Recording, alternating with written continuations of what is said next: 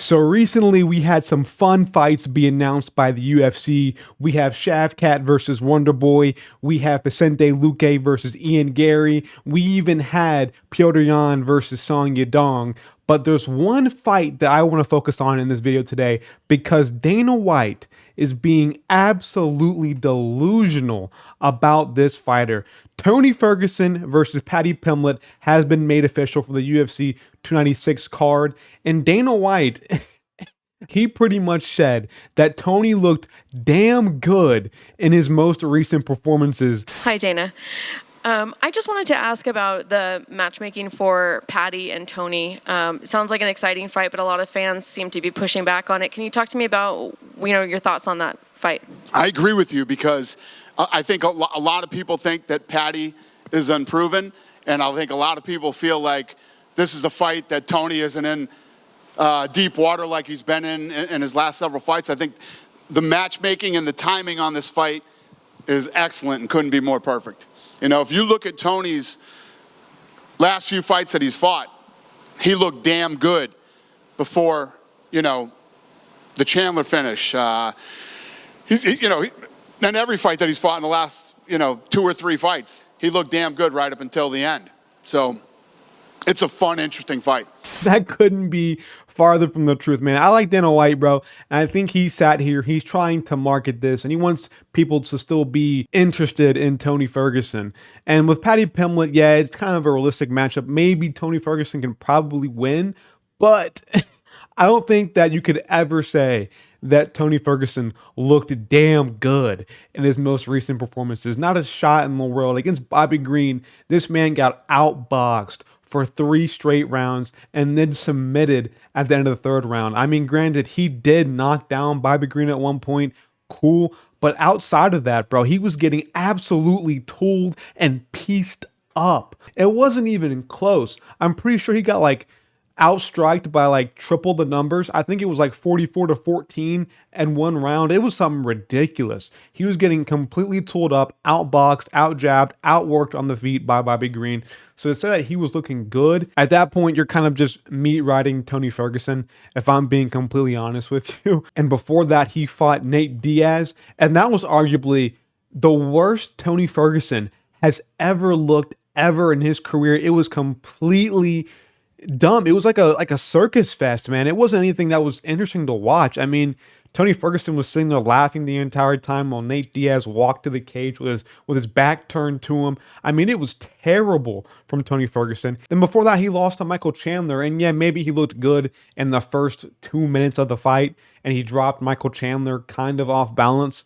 But after that, man, he got KO'd out cold completely. And that was the worst KO of his career. And then the Beneil Dariush fight was a complete snooze fest with him almost getting submitted with a heel hook or a knee bar. He was pretty much had his leg destroyed by Beneil Dariush. And the Oliveira one was a complete domination. The Gaethje one was all right, yeah, whatever. But overall, I mean, Tony Ferguson throughout his most recent performances has looked old, slow, sloppy, and just washed pretty much. He hasn't looked himself in a very long time. And to say that he looked damn good in his most recent performances is dumb. It's straight up dumb to say. I think it's completely idiotic. I just don't think that Tony Ferguson has it anymore. And can he beat Paddy Pimblett? For sure. I think it's a good chance. But I don't know, man. I think getting submitted by Bobby Green with the arm triangle, I think Paddy can do you one better and probably submit Ferguson on the ground as well. On the feet, Ferguson has a really, really solid chance, and he probably could beat Paddy Pimblett, but I just don't know what level of Tony Ferguson is even left. If this guy is even UFC caliber anymore, I just don't know what Tony Ferguson really even is anymore. I mean, to me, he seems like he's just washed up, old, and done. But I mean, he has a little bit of flash, I guess, with one punch. But I don't know. I think this is kind of an easy, I wouldn't say easy matchup, but I think this is kind of a very selective match for Paddy Pimblett where it's more so in his favor to win. They know what they're doing. The UFC knows what they're doing with this matchup. They're giving Paddy Pimblett probably the easiest guy they can beat. That's a step up in the rankings for him and Tony Ferguson.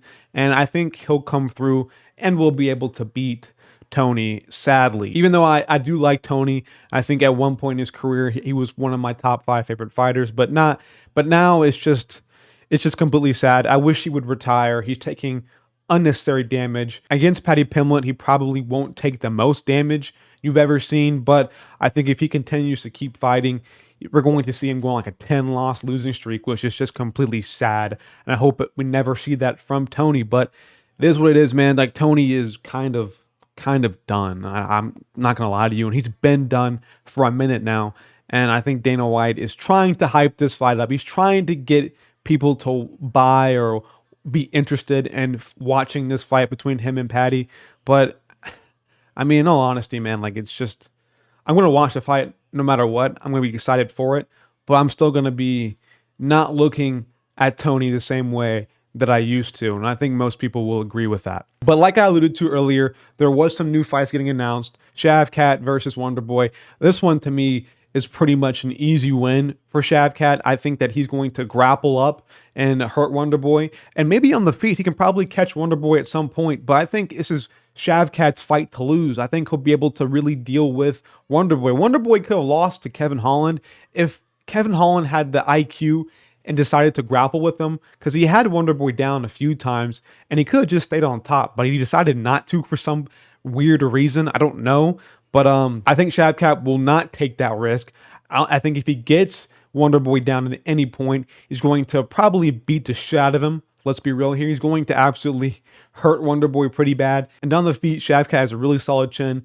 We saw it against Jeff Neal. I think he'll be able to pretty much deal with Wonderboy and put the takedown threat into his mind. Even though Shavkat isn't the most grappling heavy guy, I think he still will exploit that. Plus, he trains, I think, at ATT or it's Cliff now, maybe. I forget the name of it. They always change their name.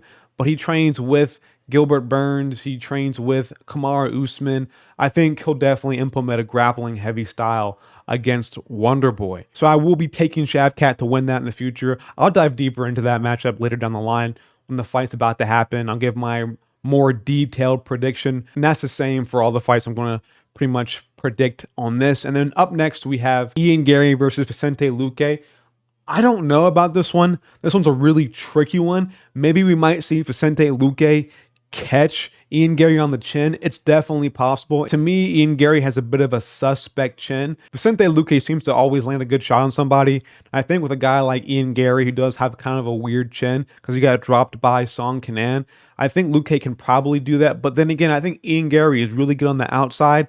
I think he'll just pick at Vicente Luque for 3 rounds, 5 rounds, how long this fight is. I think he'll be able to pretty much leg kick his way and land nice jabs and stay on the outside and circle around a lot, use his lateral movement and just stay out the way of the counter shots or the shots of Vicente Luque and kind of probably have a boring decision. Luque does have a solid chance to beat him, but I'm just worried about how Luque feels after taking that much damage and then that brain hemorrhage that he had. He looked good against RDA and he did win that fight, but then again, it was RDA. It was more of a grappling fight.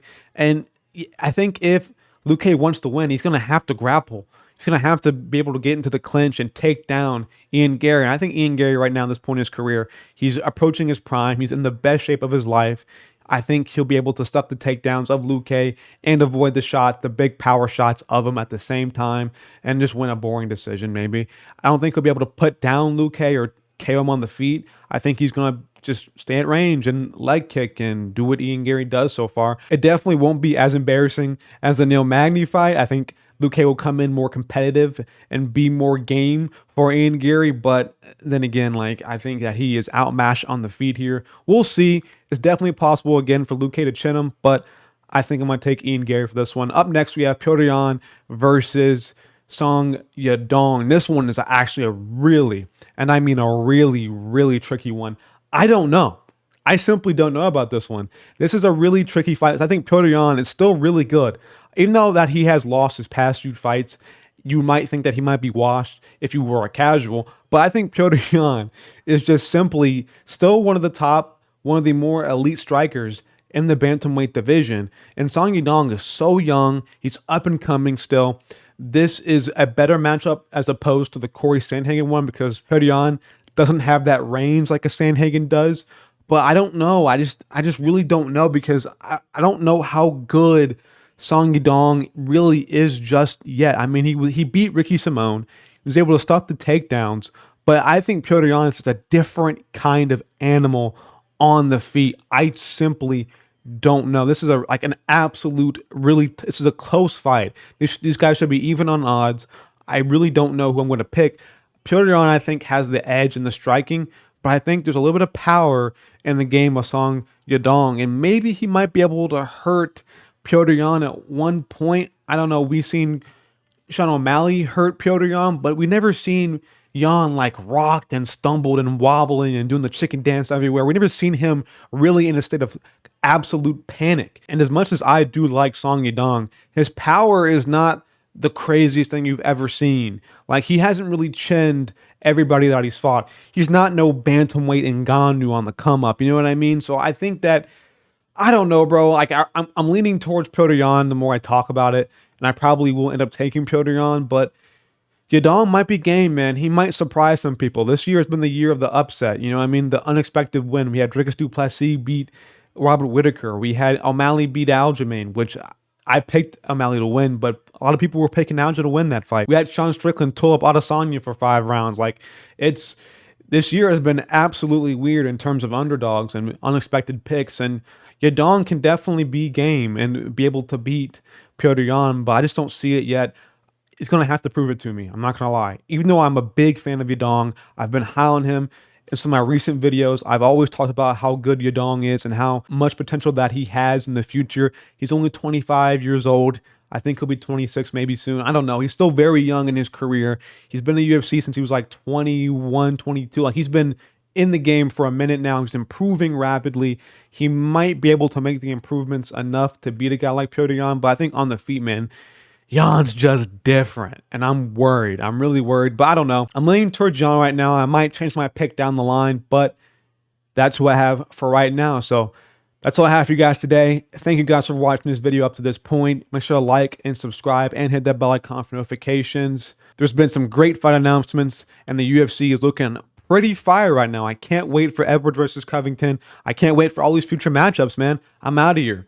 Peace.